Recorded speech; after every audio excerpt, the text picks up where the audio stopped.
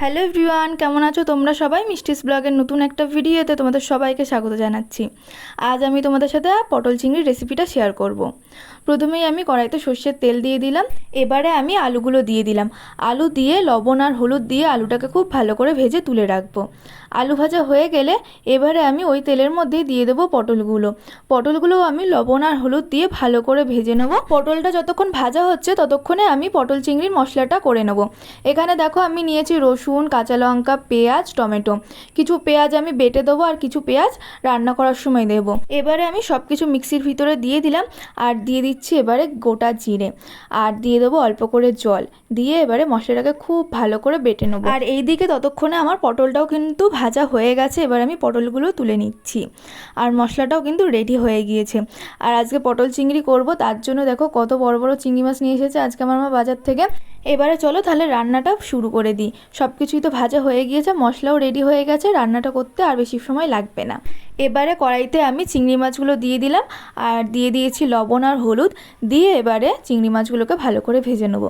চিংড়ি মাছ ভাজার সময় কি সুন্দর একটা গন্ধ বেরোয়, আমার তো ভীষণ ভালো লাগে এই গন্ধটা। চিংড়ি মাছ ভাজা হয়ে গিয়েছে, চিংড়ি মাছটাকে তুলে রেখেছি। আর এবারে আমি কড়াইতে অল্প করে তেল দিয়ে দিলাম গোটা জিরা, দুটো শুকনো লঙ্কা ফোড়নের জন্য। ফোড়নটা ভাজা হলে এর ভিতরে কুচনো পেঁয়াজ দিয়ে দিয়েছি, লবণ আর হলুদ দিয়ে পেঁয়াজটাকে ভালো করে ভেজে নেবো। আর চিংড়ি মাছটাও ভেজে আমি আলাদা করে তুলে রেখে দিয়েছি। পেঁয়াজটা যখন ভাজা হয়ে যাবে তখন আমি এর ভিতরে বেটে রাখা মশলাটা দিয়ে দেবো আর দিয়ে দেবো কিছুটা মশলা ধোয়া জল। এবার আমি এক এক করে দিয়ে দেবো স্বাদ মতো লবণ, পরিমাণ মতো হলুদ গুঁড়ো আর দিয়ে দিচ্ছি এখানে আমি 2 চামচ মতো কাশ্মীরি লঙ্কার গুঁড়ো যাতে কালারটা খুব সুন্দর আসে।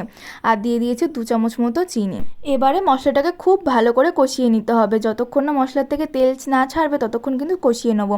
মশলাটা কষানো হয়ে গেলে এবারে আমি আগে থেকে ভেজে রাখা আলু আর পটলটা দিয়ে দিলাম আর তার সাথে দিয়ে দিলাম ভেজে রাখা চিংড়ি মাছটা। এবারে আলু, পটল, চিংড়ি মাছ মশলার সাথে খুব ভালো করে আবার 4 থেকে 5 মিনিট মতো আমি কষিয়ে নেবো।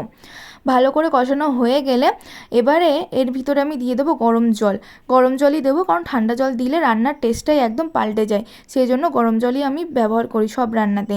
গরম জল দিয়ে দিলাম, দিয়ে ভালো করে নেড়ে চেড়ে নিয়ে এবারে এটাকে ঢাকা দিয়ে রেখে দিয়েছি মোটামুটি 10 থেকে 12 মিনিট মতো।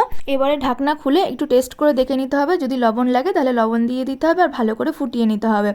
ঝোলটা যখন একদম ঘন হয়ে আসবে উপর থেকে গরম মশলা গুঁড়ো ছিটিয়ে দিয়ে নামিয়ে নিতে হবে। আজকের এই পটল চিংড়ির রেসিপিটা তোমাদের কেমন লাগলো অবশ্যই আমাকে কমেন্ট করে জানিও। ভালো লাগলে লাইক করে দিও, শেয়ার করে দিও। আর যারা আমার চ্যানেলে নতুন আছো তারা আমার চ্যানেলটি সাবস্ক্রাইব করে দিও। টাটা সবাইকে, আবার দেখা হবে খুব তাড়াতাড়ি অন্য একটা ভিডিওতে।